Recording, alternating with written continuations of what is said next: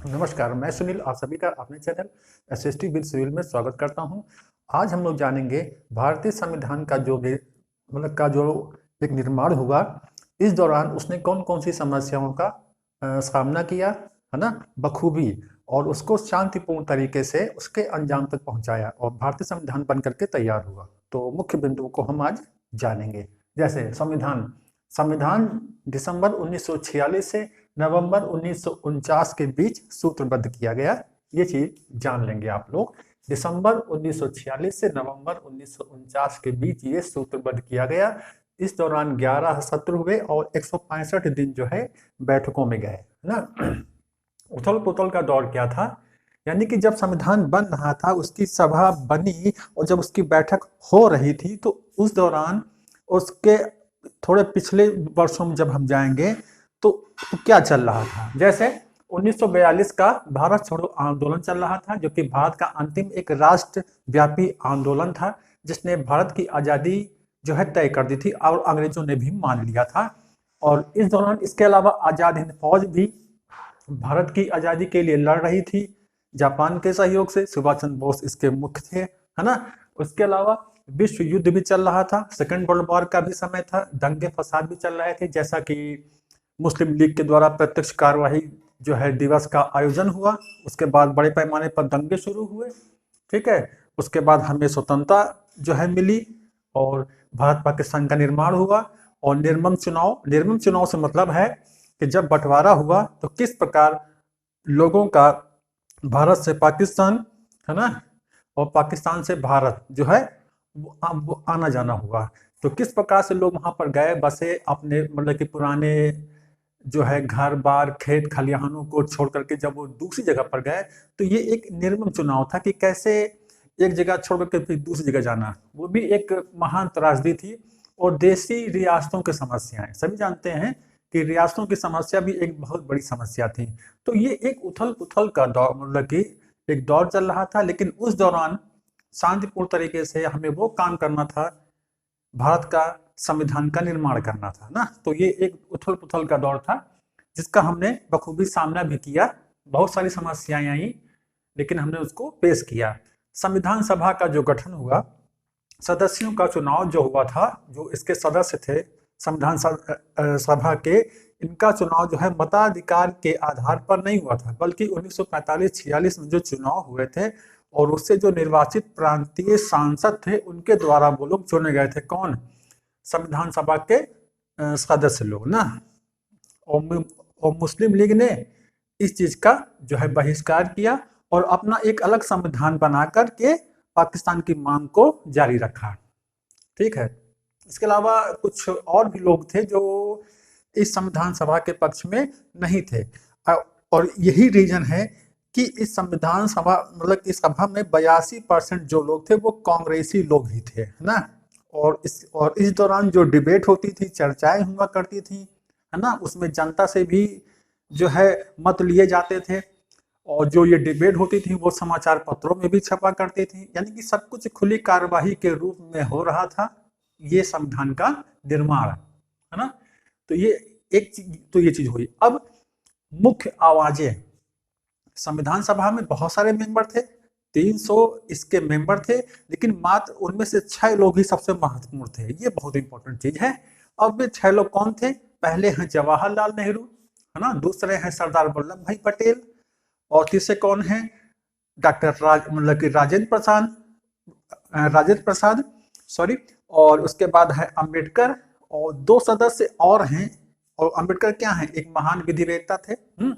और इसके अलावा 2 और भी लोग थे जो कि कानून के ज्ञाता थे। एक थे के.एम. मुंशी, जो कि गुजरात से ताल्लुक रखते थे, और दूसरे थे अल्लादी कृष्ण स्वामी अय्यर, ये भी मद्रास से ताल्लुक रखते थे और ये भी वकील थे, एडवोकेट थे। लगभग जवाहरलाल नेहरू भी आप जानते हैं एक प्रसिद्ध जो है एडवोकेट थे। तो इस प्रकार से इन 6 सदस्यों की सबसे महत्वपूर्ण भूमिका थी इस पूरे संविधान के निर्माण में, ठीक। अब इसके बाद हम बात करेंगे बी.एन. राव, जो कि एक संवैधानिक सलाहकार थे, और दूसरे जो अधिकारीगण हैं वो है एस.एन. मुखर्जी, जो कि संविधान के मुख्य योजनाकार थे। ये इन सब के सहायक थे, एक प्रकार से सपोर्टर थे और राय दिया करते थे ना, क्योंकि इन लोगों का विदेश दौरा भी हुआ करता था, तो दुनिया भर के संविधानों का एक अच्छा अध्ययन भी कर रखा था जैसे BN राव ने। तो इन्होंने अपनी महत्वपूर्ण चीजें जो है शेयर की इन लोगों से, उसके बाद ये संविधान बन के तैयार हुआ। उसके बाद है चर्चा के रिकॉर्ड जो थे वो 11 विशाल खंडों में प्रकाशित हुए। ठीक, अब संविधान की दृष्टि कैसी थी, ये क्या था, 13 दिसंबर 1946 को, 13 दिसंबर, ये इंपॉर्टेंट है, 13 दिसंबर 1946 को जवाहरलाल ने जो है उद्देश्य प्रस्ताव पेश किया। इस उद्देश्य प्रस्ताव में उन्होंने 3 क्रांतियों का नाम लिया, एक अमेरिकी क्रांति, फ्रांसीसी क्रांति और रूसी क्रांति, और इसी का हवाला देते हुए कहा कि हम लोग के पास ऐसे बहुत सारे उदाहरण हैं जिनसे हम कुछ सीख ले सकते हैं, हम भले ही उनकी नकल ना करें लेकिन हमें उनसे एक सीख मिलती है।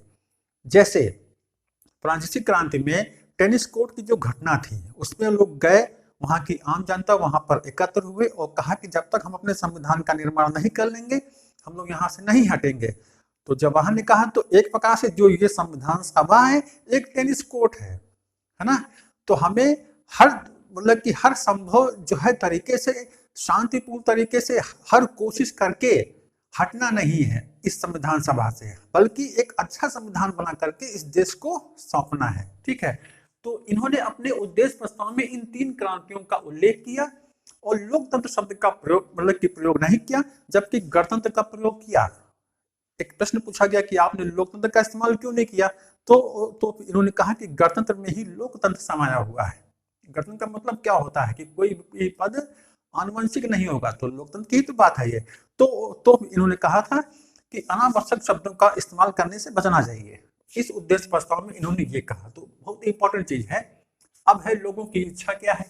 ठीक, कम्युनिस्ट सदस्य जो थे सोमनाथ लाहिड़ी ने संविधान सभा पर ब्रिटिश प्रभाव की बात कही। इन्होंने आरोप लगाया कि जो अभी क्या है, अंग्रेज भारत से नहीं गए हैं, अंग्रेज अभी भी यहाँ पर हैं, हालांकि फैसला हुआ है कि वो जाएंगे, लेकिन जो संविधान सभा है वो पूरी तरीके से ब्रिटिश प्रभाव में काम कर रही है। तो हम इस बात की गारंटी क्या है कि जो संविधान सभा है ये अच्छा काम करेगी, क्या भारतीयों के हित में करेगी, जैसा वो ब्रिटिश पार्लियामेंट कहेगी उसी के अनुरूप ये काम करेंगे। तो इन्होंने एक आरोप लगाया किस पर, संविधान सभा के ऊपर। फिर है प्रतिनिधित्व की बात ब्रिटेन द्वारा।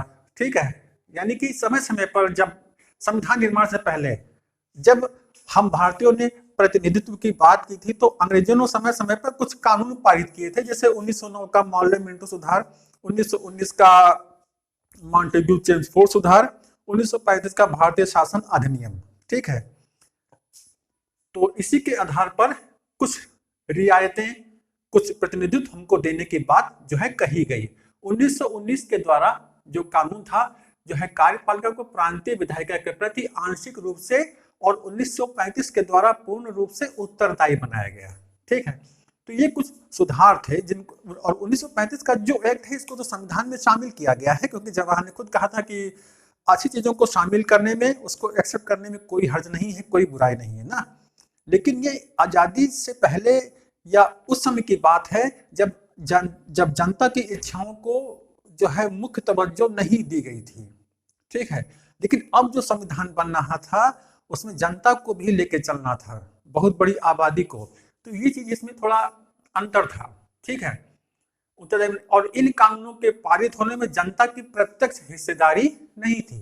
अब लेकिन जो संविधान बन रहा है इसमें इनकी हिस्सेदारी है, क्योंकि जनता से भी राय मशविरा किया गया था, जैसा कि अभी आपने यहाँ पढ़ा। अब अधिकारों का निर्धारण, समस्याएं अब आनी शुरू हुई। पृथक निर्वाचन की समस्या, मद्रास के बी पुरकर बहादुर ने पृथक निर्वाचन बनाए रखने की बात की अल्पसंख्यकों के हित में, है ना। एनजी रंगा ने भी, जो कि किसान नेता थे, के अनुसार अल्पसंख्यक गरीब और दबे कुचले लोग हैं। ठीक है, इसके बाद सभा ने अंततः, यानी कि जब बहुत विरोध होने लगा कि पृथक निर्वाचन को बनाया जाए, लेकिन जैसे सरदार वल्लभ भाई पटेल ने कहा कि पृथक निर्वाचन को हम नहीं अपना सकते हैं, क्या हम फिर से देश को पीछे ढकेल दें, फिर से कई खंडों में विभाजित कर दें, अल्पसंख्यकों का हित है ना बहुसंख्यकों के साथ ही है, ये बात कही उन्होंने। तो कहा कि ये नहीं हो सकता है। इसलिए अंत में अपनी बुद्धिमत्ता का परिचय देते हुए सभा ने कहा कि अस्पृश्यता का उन्मूलन कर दिया जाए तो ज्यादा बेहतर रहेगा। और हालांकि ये कानून है, लेकिन जब तक हमारी सोच नहीं बदलेगी तब तक ये अस्पृश्यता खत्म नहीं होगी, ये मान लो। तो कानून बना देने से सब कुछ नहीं होता है, हमें अपनी सोच बदलनी होगी। उसके बाद है राज्य की शक्तियां। जवाहर और अंबेडकर जो थे ये शक्तिशाली केंद्र के पक्ष में थे। इनका कहना था कि जो सेंट्रल होता है उसको ज्यादा पावरफुल होना चाहिए राज्यों की अपेक्षा। तो इसके ऊपर भी बहुत सारा कुछ जो है विरोधी विचारधाराएं आई, लेकिन वो करते हुए उसके बाद जो है 3 सूचियां बनाई गई, संघ सूची, राज्य सूची और समवर्ती सूची। संघ में केंद्र, राज्य में राज्य और समवर्ती में दोनों मिलकर के कानून बनाते हैं, है ना।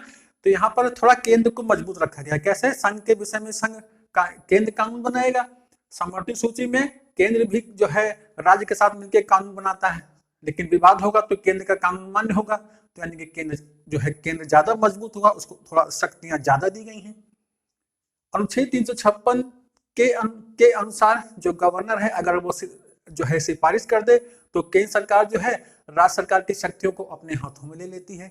तो कहीं ना कहीं केंद्र को मजबूत बनाया गया, ठीक है। उसके बाद राज्य के अधिकारों की हिमायत, यानी कि केंद्र के विरोध में कौन बोल रहा है? मद्रास के संतनम ने की और कहा कि केंद्र बिखर जाएगा, और उन्होंने एकल व्यवस्था की बात की। केंद्र बिखर जाएगा मतलब अगर सारी शक्तियां केंद्र को मिल जाएंगी तो वो इतनी सारी शक्तियों को कैसे हैंडल कर पाएगा। जाहिर सी बात है इन्होंने एक अच्छी पैरवी की राज्यों के पक्ष में, लेकिन वो बात मानी गई, उसको जो है सपोर्ट किया गया और पूरा पूरा विरोध नहीं किया गया, है ना। तो इस प्रकार से इन्होंने संतनम में इसका विरोध किया कि केंद्र को बहुत शक्तिशाली ना बनाया जाए। अब है राष्ट्र की भाषा। सबसे प्रमुख समस्या थी भाषा कौन सी राष्ट्रभाषा होनी चाहिए। अब जो कि गांधी जी जो है वो हिंदुस्तानी के पक्ष में थे, जो कि हिंदी और उर्दू को मिलाकर के बनी थी, जो अधिक से अधिक लोगों के द्वारा बोली जाती थी। गांधी इसके पक्ष में कहते थे कि भाषा ऐसी होनी चाहिए जो अन्य क्षेत्रीय भाषाओं के शब्दों को भी अपने में समाहित कर ले, है ना, तो आसानी होगी और जो है विचारों के आदान प्रदान में। तो इस प्रकार से हिंदुस्तानी के पक्ष में थे कौन? महात्मा गांधी। 19वीं सदी का सांप्रदायिक टकराव जो हुआ उसकी वजह से थोड़ा हिंदुस्तानी भाषा को झटका भी लगा, क्योंकि हिंदी और उर्दू जो है एक दूसरे से दूर हो गए। हिंदी को संस्कृत निष्ठ बनाया गया, ठीक है, और उर्दू को फारसी निष्ठ बनाने का प्रयास किया गया। तो गांधी ने कहा ये करने की जरूरत नहीं है ना, दोनों भाषाओं को मिला करके और अन्य भाषाओं के शब्दों को मिला करके एक ऐसी भाषा बनाई जाए। उसके बाद गतिरोध दूर करने का एक फार्मूला यह बनाया गया कि देवनागरी में लिखी जो हिंदी होगी वो भारत की राजभाषा होगी, राष्ट्रभाषा नहीं होगी। तो कहीं ना कहीं यहाँ पर जो भाषा समिति थी उसने एक अच्छा दिमाग लगाया इसमें ना, और इसके लिए धीरे धीरे कदम बढ़ाना होगा। और अचानक से उन्होंने इसको राजभाषा घोषित की तो, लेकिन उसको लागू नहीं किया, लेकिन कहा कि इसको धीरे धीरे लागू किया जाएगा।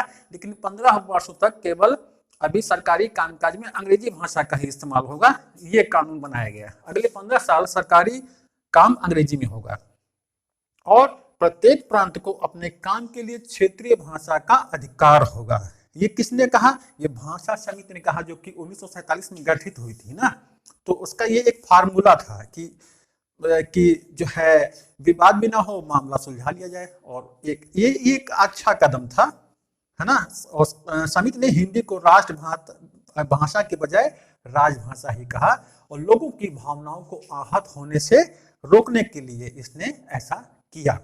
तो एक प्रकार से संविधान सभा में जितने मेंबर थे बहुत शांतिपूर्ण तरीके से, मिलनसार तरीके से, कितना विरोध हुआ, कितनी विरोधी बातें आई ना, लेकिन तभी उसको शांतिपूर्ण तरीके से आपस में कैसे भी करके उसको सुलझा लिया गया और संविधान बनकर के तैयार हो गया।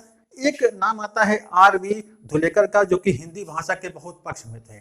यही जब संविधान सभा में भाषण दे रहे थे तो कई लोग जैसे कह रहे थे कि नहीं हिंदी भाषा के विरोध में बोल रहे थे, तो इन्होंने कहा कि जिन लोगों को हिंदुस्तानी नहीं आती है और यहाँ संविधान सभा में बैठे हैं वो इस सभा के पात्र नहीं है, क्योंकि वो भारत का संविधान मतलब बनाने बैठे हैं, और जिनको हिंदी भाषा का ज्ञान ही नहीं है, तो उनको ये चाहिए कि वो इस सभा से निकल जाए। तो बड़ा विरोध हुआ। तो इस प्रकार से बातें आई, लेकिन मामले को शांत किया गया। राजेंद्र प्रसाद ने खुद जो है धुलेकर जी को समझाया कि अगर ऐसा आप करेंगे तो फिर बात कैसे आगे बढ़ेगी। तो मामले इस प्रकार से सुलझाए गए। तो ये था भारत के संविधान के निर्माण की एक कहानी, जो कि बहुत ही आपस में समझदारी पूर्ण तरीके से इसको निभाया गया और संविधान बनकर के तैयार हुआ और लागू हुआ। तो ये था आज का टॉपिक। कैसा लगा कमेंट करें। तो मिलते हैं आपको नेक्स्ट वीडियो में अच्छे कंटेंट के साथ। धन्यवाद।